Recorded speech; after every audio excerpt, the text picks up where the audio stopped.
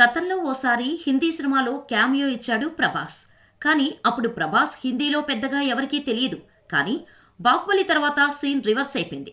నార్త్లో ప్రభాస్కి గుడి కట్టే రేంజ్లో ఫ్యాన్ ఫాలోయింగ్ పెరిగింది.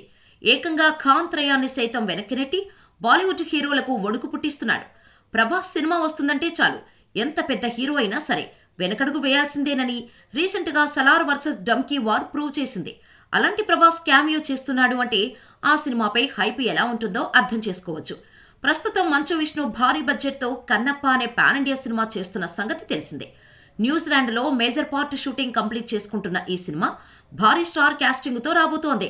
మోహన్ లాల్, శివరాజ్ కుమార్తో పాటు ప్రభాస్ కూడా ఒక ముఖ్య పాత్ర పోషిస్తున్నాడు. శివుడిగా కనిపించబోతున్నాడు ప్రభాస్. పార్వతీ పాత్రలో నయనతార నటించబోతున్నట్టు సమాచారం. త్వరలోనే శివపార్వతికి సంబంధించిన పార్ట్ని షూట్ చేయడానికి ప్లాన్ చేస్తున్నారట. అందుకోసం ప్రభాస్ ఒక 3 రోజుల కాల్ షీట్స్ని ఇచ్చాడట.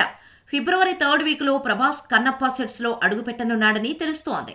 ఈ సినిమా ఇంటర్వెల్లో శివుడి పాత్ర రివీల్ అవుతుందని, సినిమా మొత్తానికి ఈ ఎపిసోడ్ మెయిన్ హైలైట్గా నిలుస్తుందని అంటున్నారు.